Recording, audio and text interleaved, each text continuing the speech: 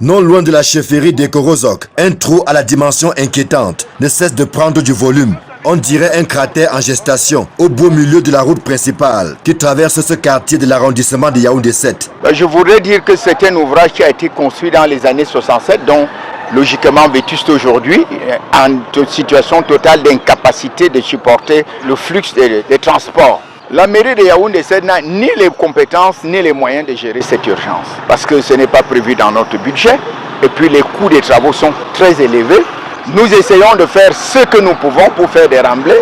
Au regard du danger que représente cette forte dégradation, l'exécutif municipal de Yaoundé 7 interpelle les pouvoirs publics. La rupture totale de cette voie, telle que cela s'annonce, serait un vrai désastre, car c'est elle qui relie la capitale à plusieurs arrondissements du département de la Léquié. Si rien n'est fait, dans l'extrême urgence, Yaoundé 7 sera coupé en deux et Okola et Vodoula vont cesser d'être desservis. Nous avons saisi le gouvernement, la mairie de la ville, soit le ministère des Travaux publics, parce que c'est une route qui dessert une route nationale, soit le MINDU, qui a la responsabilité des artères de la ville de Yaoundé.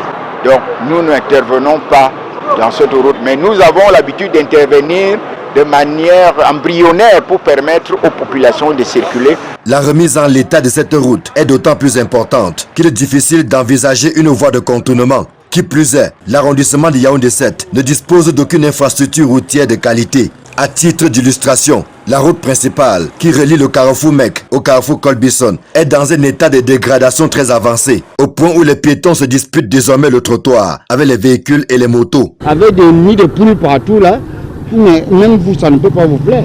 Maintenant, même c'est parce qu'il n'a pas plu aujourd'hui. Quand il pleut, jusqu'au carrefour Mek, là, partant de la route est déjà gâtée partout. Parce que ceux à qui on avait confié le travail n'ont pas bien fait le travail. Bon, ils ont fait le wassa, le vide là. Un bricolage qui justifie les nombreuses réhabilitations effectuées sur cette route sans qu'elle ne s'améliore vraiment.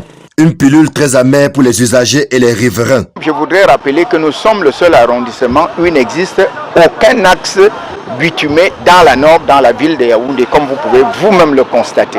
Il faut quand même qu'on essaye de mettre un peu de justice et d'équité dans le traitement des problèmes de circulation dans la ville de Yaoundé. Nous parlons et nous allons continuer de crier, mais j'espère que cette fois-ci, notre cri sera entendu.